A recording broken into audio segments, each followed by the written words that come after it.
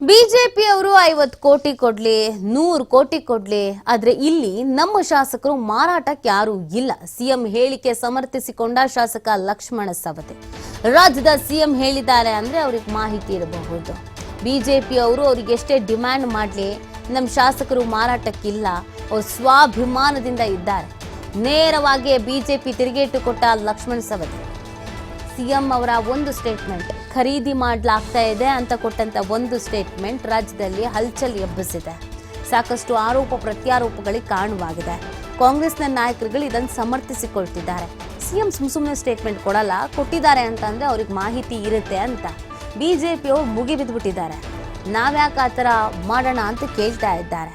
ತನಿಖೆ ನಡೆಸಿ ಅಂತ ಬೇರೆ ಹೇಳ್ತಾ ಇದ್ದಾರೆ. ಇದರ ನಡುವೆ ಇದೀಗ ಸಮರ್ಥಿಸಿಕೊಳ್ಳುವಂಥ ಕೆಲಸವನ್ನ ಮಾಡಲಾಗ್ತಾ ಇದೆ. ಶಾಸಕ ಲಕ್ಷ್ಮಣ ಅವರು ಇದಕ್ಕೆ ಸಂಬಂಧಪಟ್ಟಂತೆ ಬ್ಯಾಟ್ ಬೀಸಿದ್ದಾರೆ.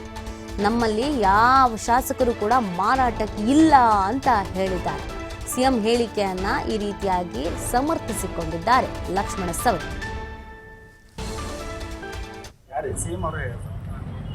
ಅವ್ರಿಗೇನಾದ್ರೂ ಮಾಹಿತಿ ಸಿಕ್ಕಿರ್ಬೇಕಲ್ಲ, ಒಬ್ಬ ಮುಖ್ಯ ವ್ಯಕ್ತಿಗಳಾಗಿ ರಾಜ್ಯದ ಮುಖ್ಯಮಂತ್ರಿಯಾಗಿ ಹೇಳಿದ್ದಾರೆ ಅಂದ್ರೆ ಅವ್ರಿಗೇನಾದ್ರೂ ಆಧಾರ ಇರ್ಬೇಕಲ್ಲ. ಆಧಾರ ಇದ್ದಾಗ ಹೇಳಿದ್ದಾರೆ 50 ಶಾಸಕರಿಗೆ 50 ಕೋಟಿ ಹೀಗೆ ಶಾಸಕರಿಗೆ 50 ಕೋಟಿ 50 ಶಾಸಕರಿಗೆ ಕೊಡ್ತಾರೆ ಅಂತ ಹೇಳಿದ್ದಾರೆ. ಅವರು 50 ಕೋಟಿ ಕೊಡ್ಲಿ 100 ಕೋಟಿ ಕೊಡ್ಲಿ ಮಾರಾಟಕ್ಕೆ ಯಾರು ಇಲ್ಲ. ಇಲ್ಲಿ ಮಾರಾಟ ಆಗೋರು MLAಗಳಿಲ್ಲ. ಅವ್ರು ಎಷ್ಟೇ ಡಿಮಾಂಡ್ ಮಾಡಲಿ, ನಮ್ಮ ಶಾಸಕರು ಯಾರು ಕೂಡ ಮಾರಾಟಕ್ಕೆ ಇಲ್ಲ, ಸ್ವಾಭಿಮಾನದಿಂದ ಇದ್ದಾರೆ. ಎಲ್ಲರೂ ಸ್ವಾಭಿಮಾನದಲ್ಲಿ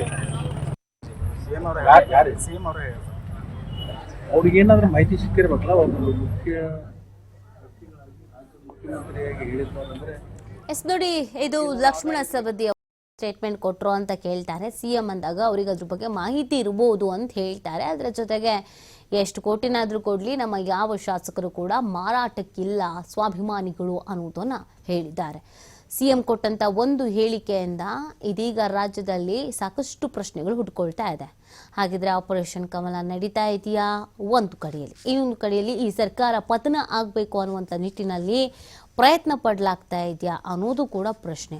ಸರ್ಕಾರ ಉಳಿಯುತ್ತಾ ಉಳಿಯಲ್ವಾ, ಶಾಸಕರುಗಳು ಸೇಲ್ ಆಗಿದ್ದಾರಾ, ಕೋಟಿ ಕೋಟಿ ವ್ಯವಹಾರ ನಡೀತಾ ಇದೆಯಾ ಅನ್ನೋದು ಕೂಡ ಪ್ರಶ್ನೆ.